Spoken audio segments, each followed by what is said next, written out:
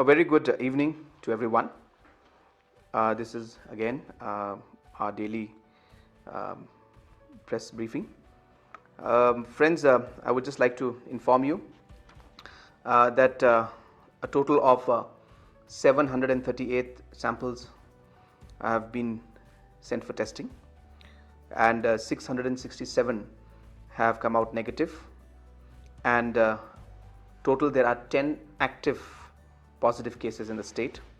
We are still waiting about 60 samples. The results are awaited. The condition of all the patients who have tested positive is stable as of now.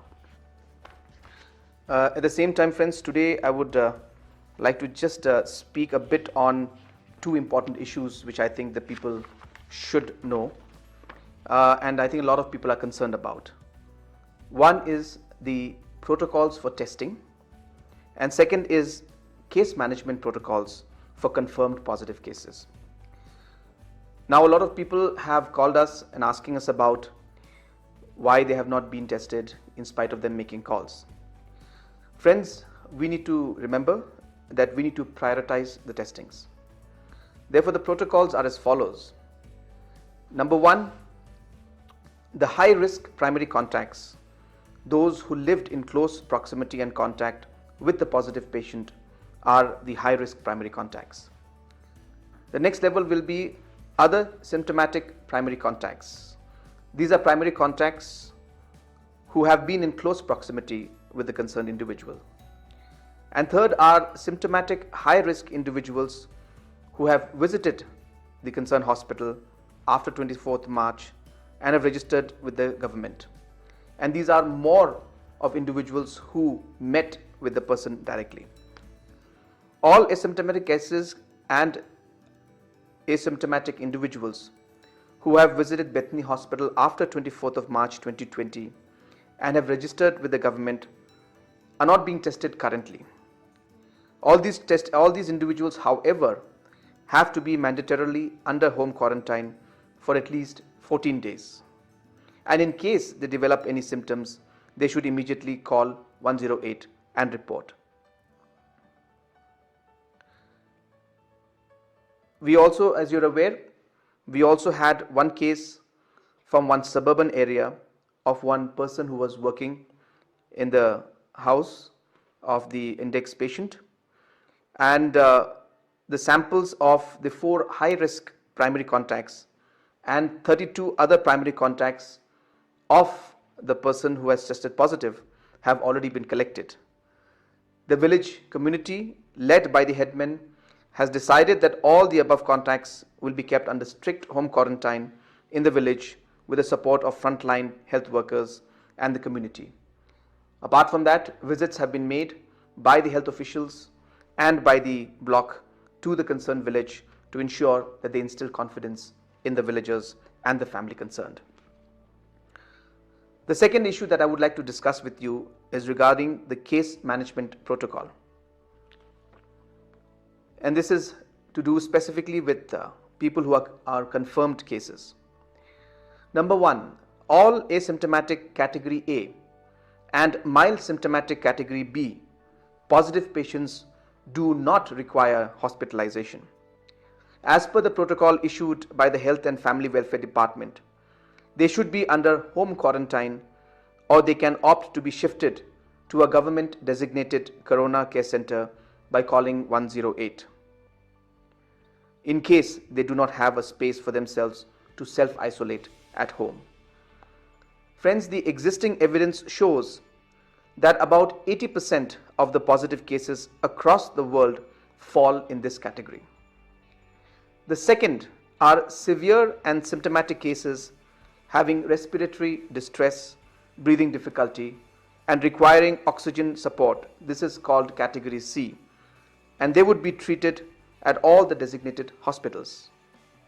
Number 3 are severe symptomatic cases with other comorbidity conditions and requiring ventilator and ICU support, is category D, would be treated at designated hospitals having such facilities like the Civil Hospital Shillong, Negrims, Dr. H. Gordon Roberts Hospital, Shillong, Supercare, Shillong, and Nazareth Hospital. Therefore, friends, just to clarify to everyone, anybody found positive is not necessarily need to be put in a COVID hospital. As mentioned, 80 to 85% of these people are mild cases with very mild symptoms, and they can be easily treated by simply quarantining themselves either at home or in a corona care center. It is only the cases with category C that require some help, which are basically having some distress and some breathing problems, have to be treated at designated hospitals, and only the severe cases which are having need ICU support are the ones that need to be taken to the COVID hospitals, who will require the manpower. And friends, this is being done throughout the country and throughout the world, and the main reason this is being done is because the management of the patients who are positive is very critical to ensure that all the facilities and infrastructures are used in the best and the most efficient manner. And that is why these protocols have been set, and these are the protocols that we are following as of now. Friends, apart from that, I would just like to also touch on agriculture today.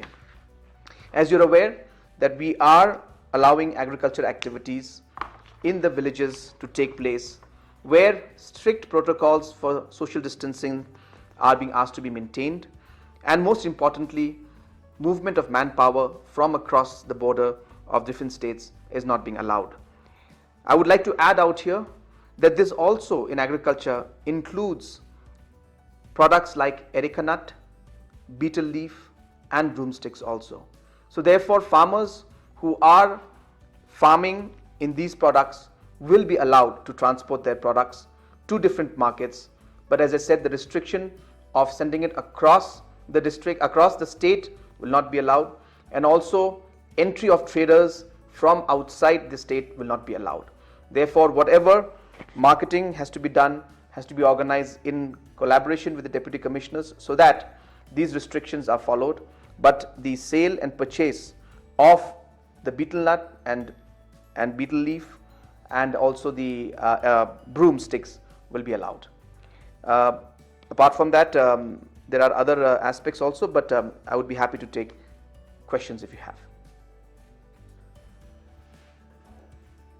So the first question, why are all the patients who are infected with the virus not admitted at the COVID hospital? Yeah, I have already answered this question. The press, of course, has asked this. It's important to understand that the categorization of the patients is important. There is a mild category, which is 80%. Then there are those who are slightly more severe, which is about 15 to 17%, and those who are very severe is about 2 to 3%. It is only the very severe cases, which is category D, that requires special ICU and the COVID hospitals. COVID hospitals treatment. Most of the cases throughout the world are being treated, which are mild cases, are being treated by simply having to stay at home and quarantining and isolating yourself, and that is the protocol that's being followed throughout the world. Have the health department zeroed down on the primary career of COVID-19 in Meghalya? Friends, this is something that is, of course, a very, very complicated issue. We have, in fact, been looking at all the options, and the assessment, if you look at the entire assessment, it is very complicated. Though we have gone back and traced all the travel history of individuals, we have also looked at all the patients who have met the index patient, that is the primary first patient that we had. We have mapped those also, and we have looked into all the aspects, and right now we are still examining the entire process. But what is more important right now for us is to see the spread of this virus. We will ensure that we go into the details of that, because that is absolutely important. But I think our efforts and our focus will still now lie more importantly on the spread of the virus. But at the same time, we will continue to move on this. It's a very complicated and very open chapter. But rest assured, we are working and trying our best by ensuring that we look at all the aspects and the possibilities that are there. Of the two positive cases which has come up today, one is said to be helper, and that helper is in one particular village. Is the patient or the positive case being quarantined in a village or is it in a COVID hospital? Or? Yes, I have clarified this earlier, that the concerned patient who was a helper in the house is from a suburban village, and the person has been in fact in the quarantine and the corona care centers for the past 3 days, and the samples were taken, and of course a sample came out positive.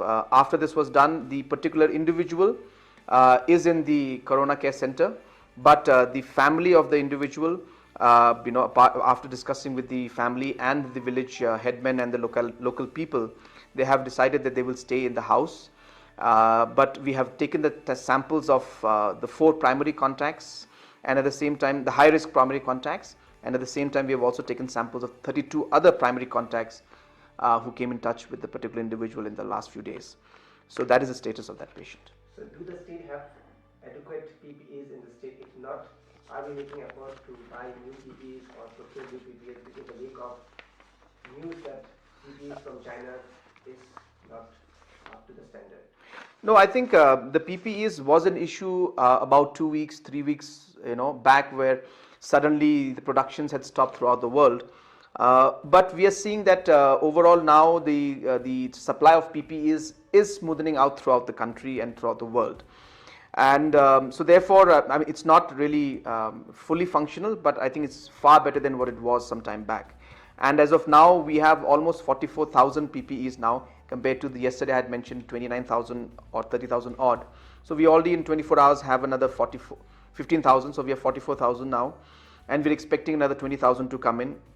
We have been contacted by some other charitable institutes and organizations who have also offered to help, and at the same time government is ensuring that more and more procurement is done.